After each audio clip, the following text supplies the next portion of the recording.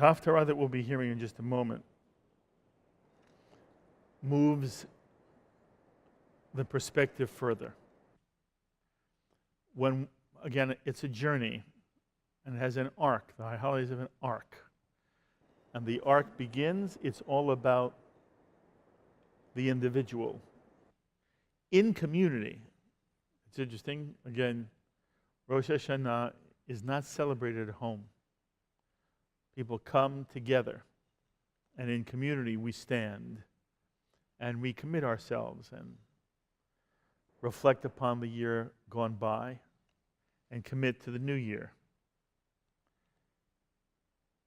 But it's all about the individual, who we are and what we want to be. And our focus is on, quite honestly, ourselves.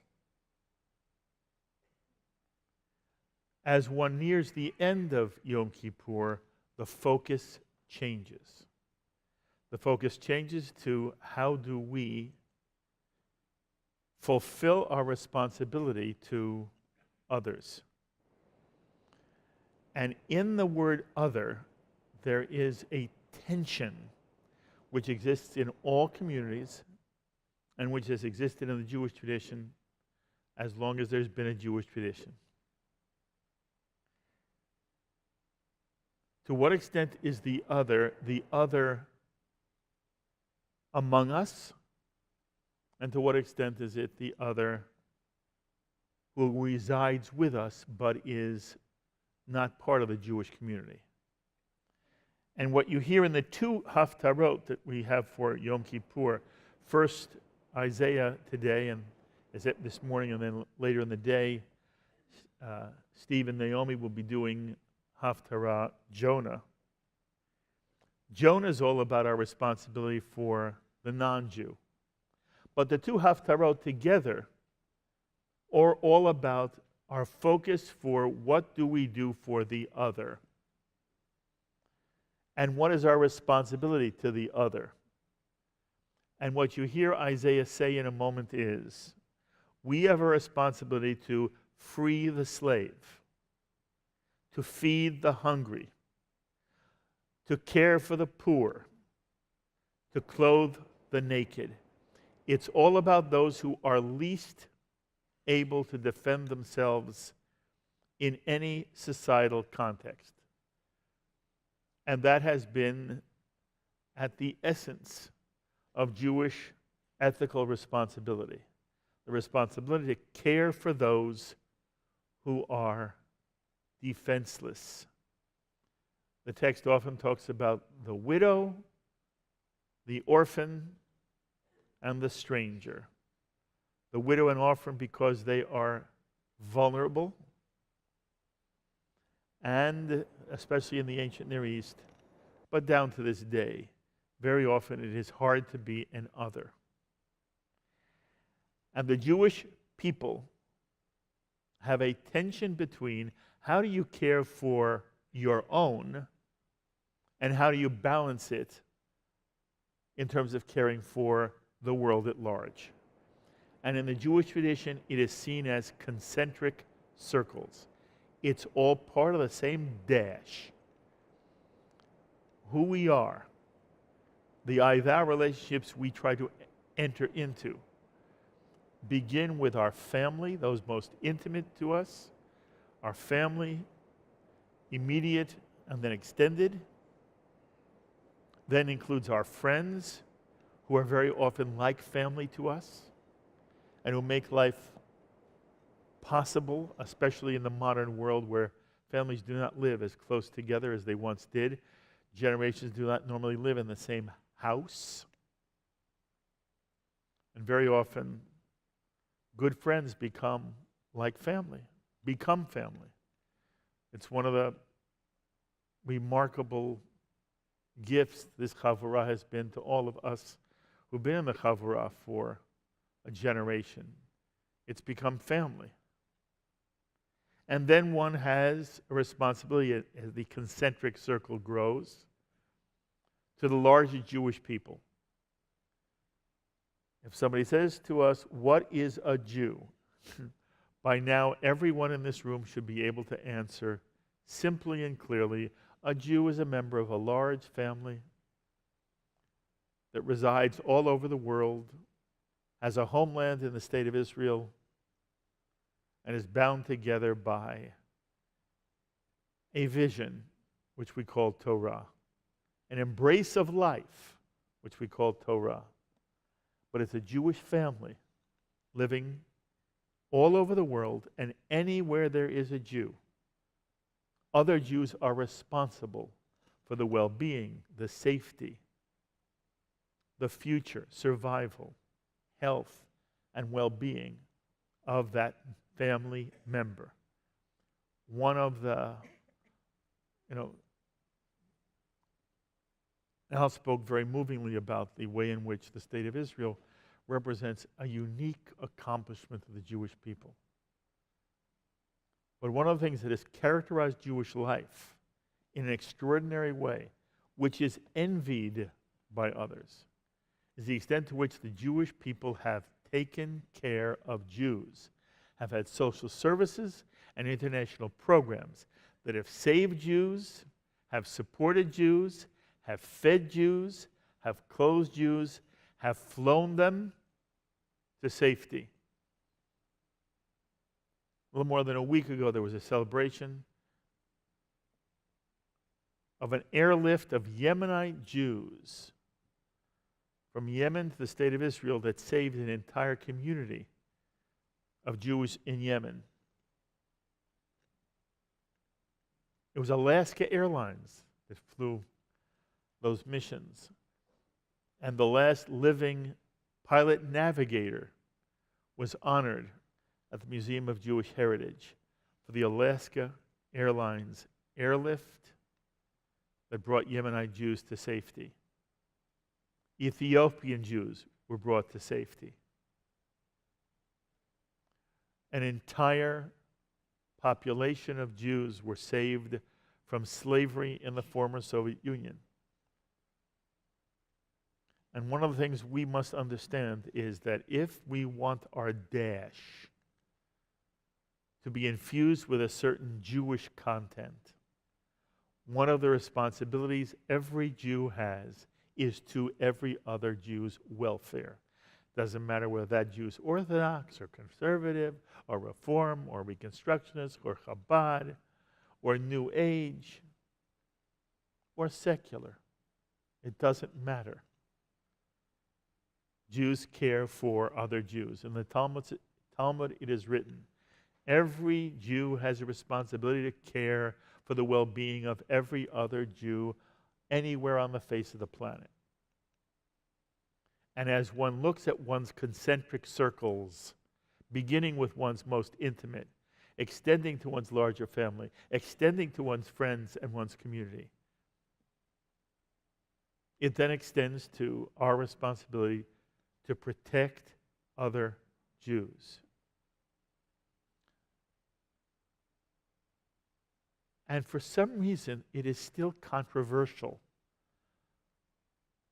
to say every Jewish family should be supporting Federation. Jewish Federation is the formal umbrella organization that distributes our money to Jewish agencies and Jewish institutions which protect and sustain Jewish life. The Jewish home, the Jewish family service, the day school that educates, synagogues with educational programs.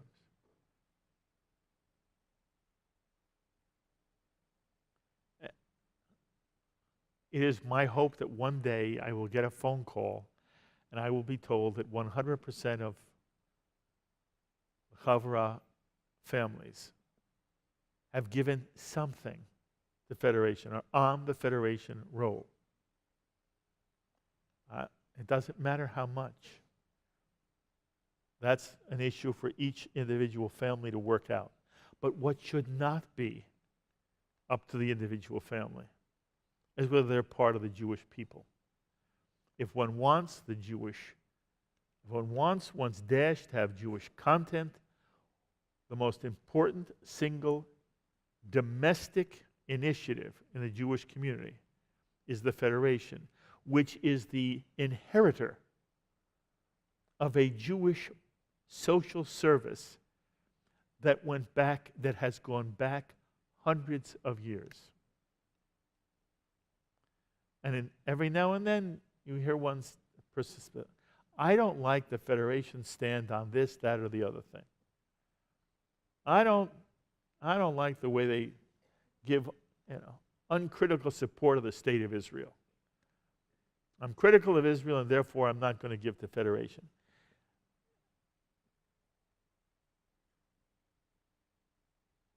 And it's hard to understand the logic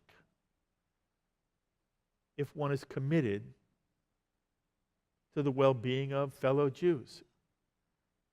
And when one makes a donation to Federation so the Federation can then allocate our funds to those in need, a specific policy, one has an opportunity, one has a right to be against any specific policy. That's not why one supports Federation, because it agrees with every policy. I have a lot of policy problems with Federation. None of them, however, get in the way of my wanting to support other Jews. And Federation's job is to do that. And so I always say, as strongly and gently at the same time as I can, I really hope every one of you here who wants to be part of the Jewish family and who wants a Jewish content to your dash, something comes from your family to the Jewish Federation in whatever community you live. And the other issue, which is problematic for some reason, and for me, I don't understand where it comes from. There is a tremendous ethical impetus in the Jewish tradition that says, we hold ourselves to a higher standard. Sometimes you hear people rail against those who hold Israel to a higher standard. There's no reason to rail. We hold ourselves to a higher standard. And we will hold the Jewish state to a higher standard. A higher standard does not mean a divine standard, because we understand even Jews are just people. And politics is ugly. And life is more complicated than we ever imagined when we were bar or bat mitzvah. The older we become, the more we understand how complicated, how fragile, how painful and disappointing, as well as how exhilarating life can be. Life is complicated and painful and nuanced. And Jews have every right to say, I want the Jewish state to represent the best of the Jewish tradition. Parenthetically, many Jews who say that have not a clue what the Jewish tradition teaches. And what they really mean is, I have a liberal standard that comes out of American culture and is informed by American press. And that influences me to opinions I have about the state of Israel. I want to be absolutely clear here. I believe there are good, committed, passionate Jews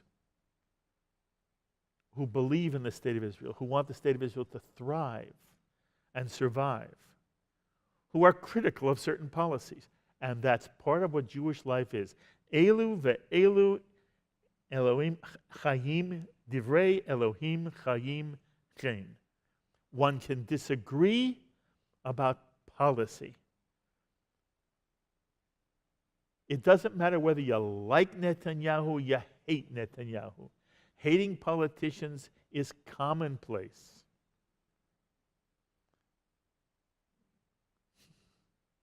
Israelis don't like Netanyahu. They just don't know anybody better, which also is a political reality we're living with all over the world. They're all bums. But there's nobody better. It doesn't matter what the policy is.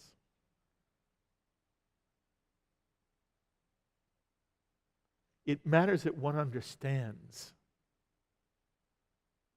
the vision of Israel, the ethic of Israel, which is constantly under the microscope of the Israeli. And it's the Israelis who live there, who put their children's lives on the line, and who have an intimate, first-hand knowledge, experience of what the problems are in the Middle East. And Israel is not an idea. Israel is not a concept. Israel is flesh and blood human beings, children, women, and men who live, reside, make their home in our ancestral homeland of 4,000 years, in a state sanctioned by the world after World War I and affirmed once again in 1947 by the League of Nations, a member state of the United Nations today, and no member state of the United Nations is under siege the way Israel is under siege. And the real issue is Israel legitimate? Was Israel created as a legitimate state, or did in some way the guilt of the Shoah facilitate a colonial expansionist idea in which the Jews ended up taking someone else's land?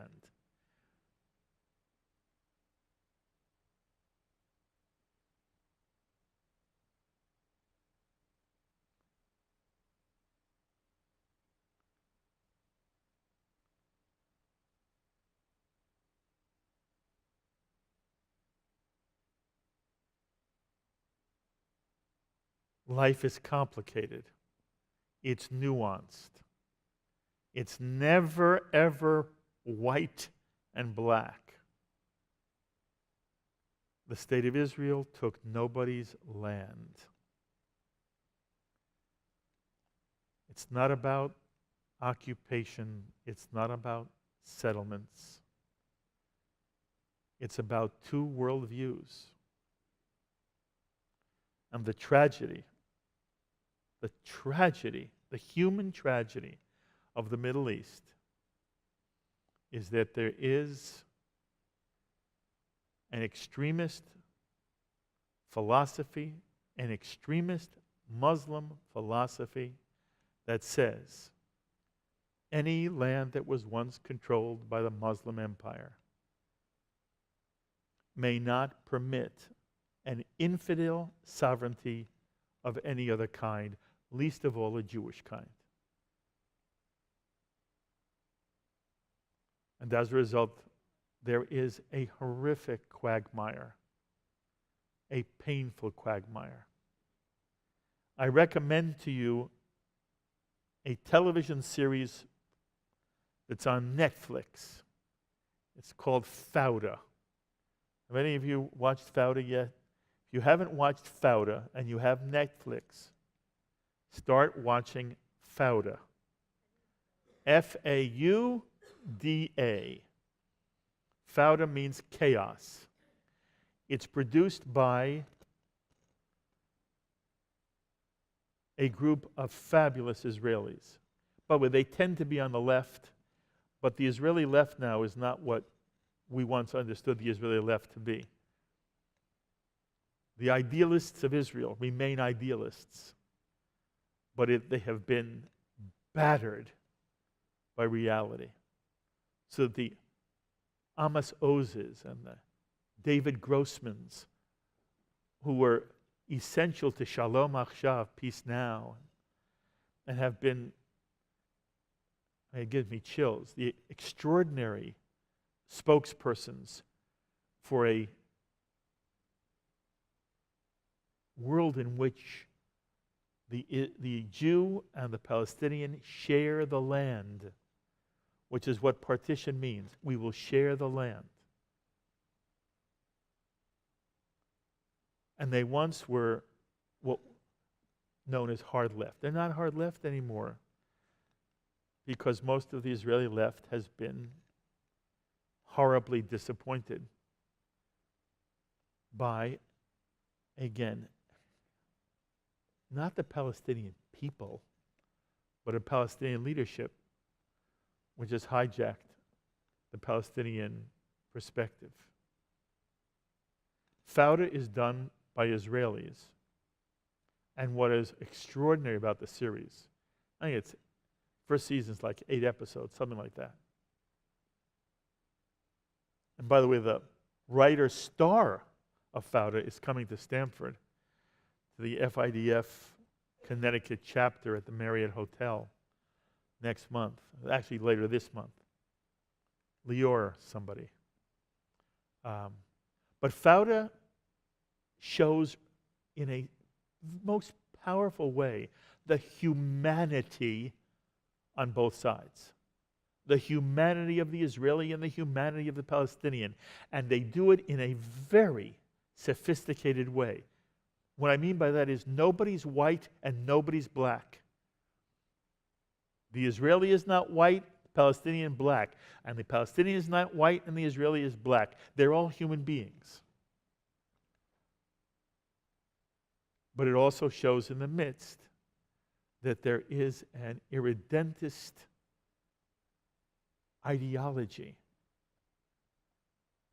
which is getting in the way of people trying to work it out, to attain what people now call an amicable divorce. It's a new insight. What we're looking for is an amicable divorce so that Israelis and Palestinians can go on with their lives living side by side, but not necessarily as best of friends. Although the truth is, many Israelis have Palestinian friends and vice versa. And every rabbi is in the same position, and I say this to you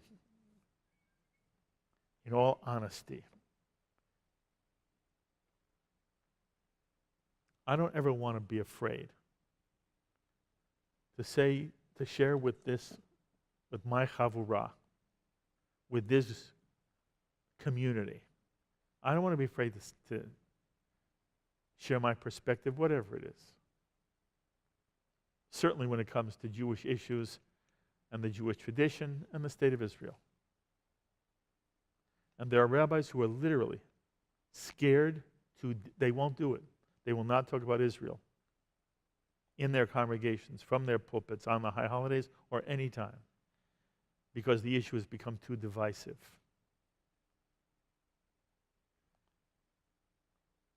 I am pleading with the Jewish community. I plead on JBS all the time.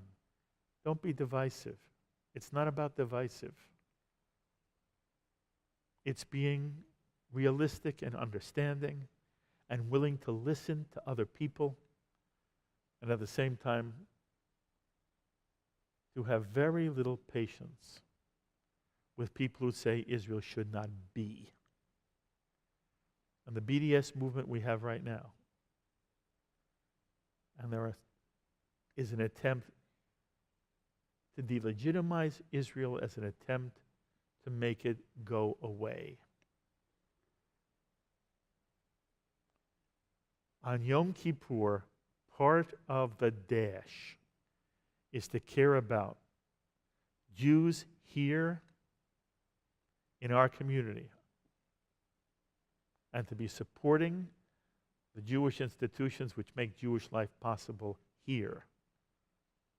And one can be as critical as one wants about Israeli policy, but one supports the Israeli people, protects the Israeli people, and never, ever lets anyone think what they want is the destruction of the Jewish state.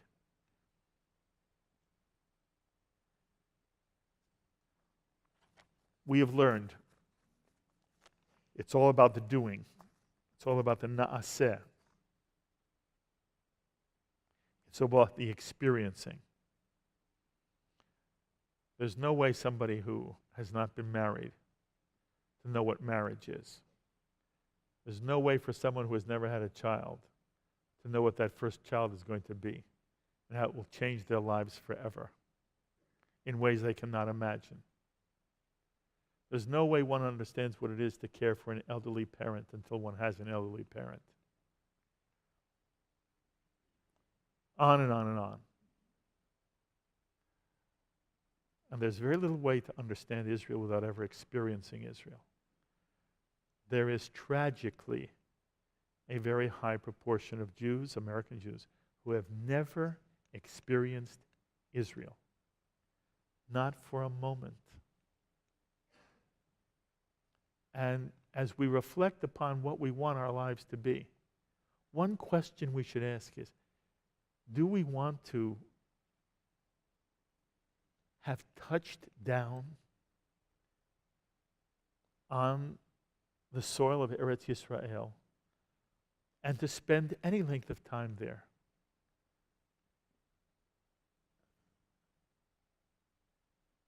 Firsthand, talking to, meeting with Israelis.